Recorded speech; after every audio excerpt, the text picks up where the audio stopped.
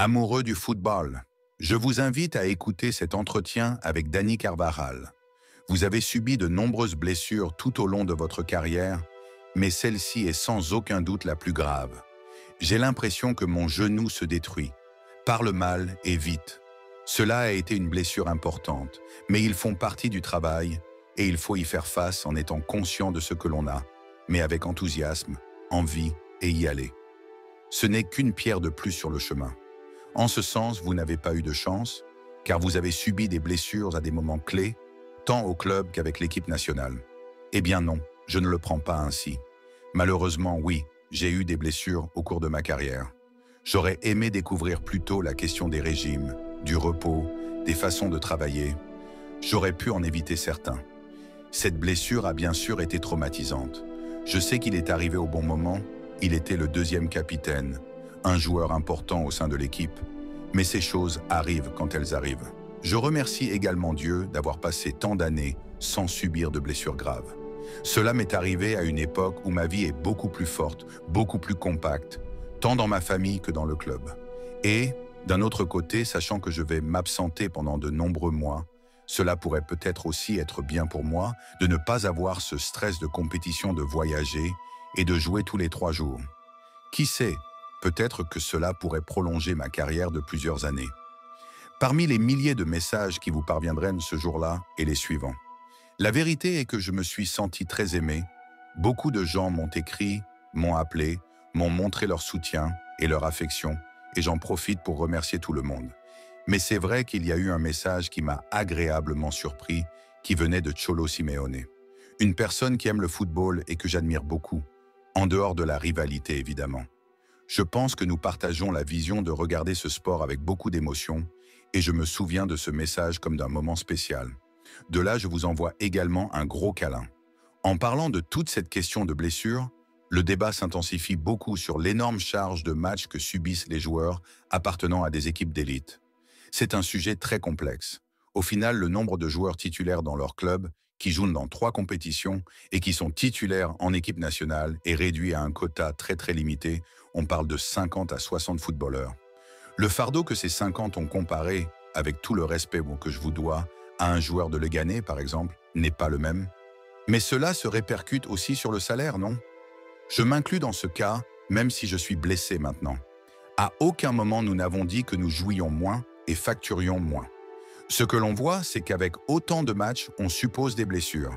Et même si les équipes sont plus grandes, même si l'on dit qu'elles peuvent tourner, j'ai beaucoup d'amis ou d'engagements qui me disent « Je veux aller voir ce match ».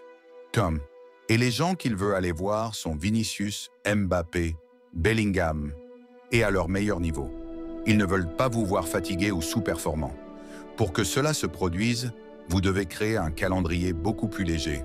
Sinon, c'est impossible. Cette année, vous jouez de tout, pas moins de 7 compétitions. Dans le meilleur des cas, atteindre la finale de tous les tournois, ce serait environ 70 matchs. Et entre les deux, 5 pauses en équipe nationale, avec ce que cela implique de déplacements, certaines traversant l'Atlantique comme les Brésiliens ou la Fed. En fin de compte, il ne s'agit pas seulement des jeux, ce sont aussi les voyages, les concentrations, le peu de temps que l'on passe à la maison. C'est juste qu'on ne peut pas suivre, c'est impossible de maintenir ce niveau tous les 3 jours. Mais bon, ce n'est pas nous qui commandons. Ce que nous constatons, c'est qu'il s'agit là d'un pur business. Plus de jeux, plus d'argent, plus de gens gagnent de l'argent. C'est le nœud du problème. Comment voyez-vous le Real Madrid ce début de saison? De l'extérieur, vous souffrez beaucoup plus. Vous avez une perspective différente de l'équipe, de la façon dont vous pouvez aider.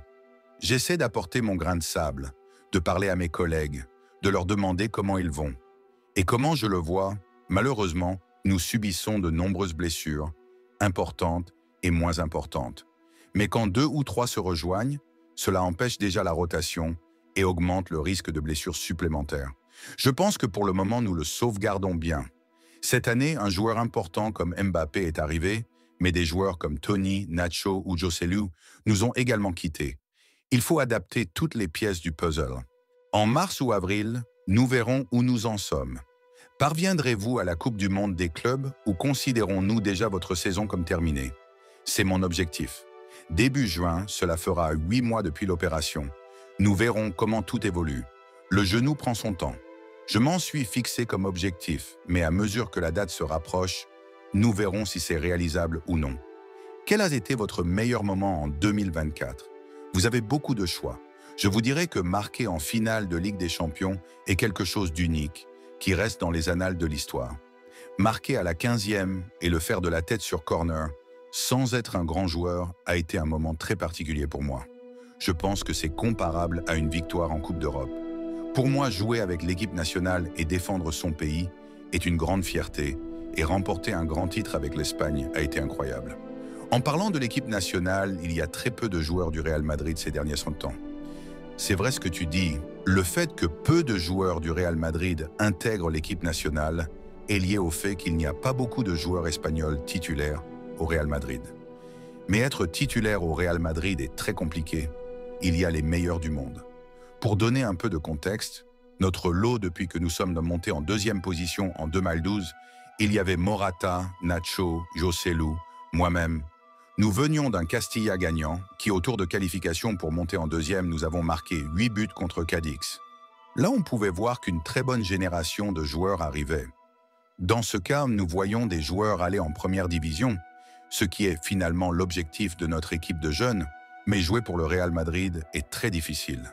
Et personne ne peut nier que la politique menée par le club pendant cette période a été spectaculaire, car il a continué à gagner des championnats et des Ligues des Champions. Ne pensez-vous pas qu'à long terme, cela pourrait conduire à un désengagement entre le supporter du Real Madrid et l'équipe nationale? Je ne pense pas. Cela s'est vu récemment avec la Coupe d'Europe, qui a été célébrée par les supporters du Real Madrid et de toute l'Espagne.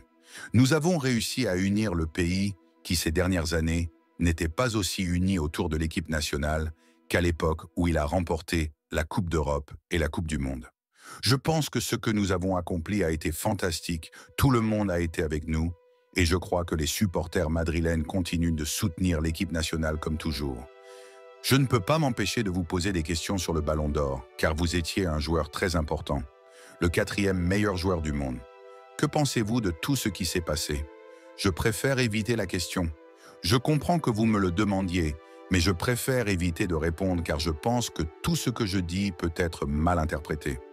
Je peux seulement vous dire que, si je ne me trompe pas, je pense être l'arrière droit qui a terminé le mieux lors d'un gala du Ballon d'Or et, au-delà de savoir si je mérite de le gagner ou non, je suis très fier et donc c'est ma famille. Que quelque chose comme ça m'arrive à 32 ans, c'est quelque chose dont je suis heureux. Je ne peux pas m'empêcher de vous poser des questions sur le Ballon d'Or, car vous étiez un joueur très important, le 4e meilleur joueur du monde. Que pensez-vous de tout ce qui s'est passé? Je préfère éviter la question. Je comprends que vous me le demandiez, mais je préfère éviter de répondre, car je pense que tout ce que je dis peut être mal interprété. Je peux seulement vous dire que, si je ne me trompe pas, je pense être l'arrière droit qui a terminé le mieux lors d'un gala du Ballon d'Or. Et, au-delà de savoir si je mérite de le gagner ou non, je suis très fier et donc c'est ma famille. Que quelque chose comme ça me soit arrivé à 32 ans, c'est quelque chose dont je suis heureux. Envisageriez-vous de jouer au Qatar à l'avenir? Oui, sans aucun doute. Cela ne me semblerait pas fou. J'ai déjà dit que si je quitte le Real Madrid, je ne jouerai pas en Europe. Je ne jouerai pas contre Madrid ni en Ligue des Champions, ni en Espagne. Et ce serait une destination probable. Pensez-vous beaucoup à l'avenir à long terme, lorsque votre carrière professionnelle de footballeur se terminera?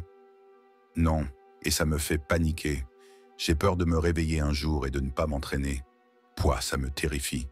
C'est pourquoi j'essaie de profiter pleinement de chaque journée. Maintenant, je vois même mes coéquipiers s'entraîner et je dis « Oh, j'aimerais pouvoir être là ». Vous accordez plus de valeur au fait de marcher sur l'herbe, aller au club, être avec mes coéquipiers, faire mes séances de gym, être dans la salle de physio, me parler, j'accorde beaucoup de valeur à tout ça. Aller au club, être avec mes coéquipiers, faire mes séances de gym, être dans la salle de physio, me parler, j'accorde beaucoup de valeur à tout ça parce que je sais que ça se termine et qu'il faut en profiter. Comment ça se termine? Eh bien, j'ai 32 ans, je ne suis plus un enfant. Que peut-il me rester? 4 ou 5 ans de football. Ce n'est pas grand-chose, le temps passe vite.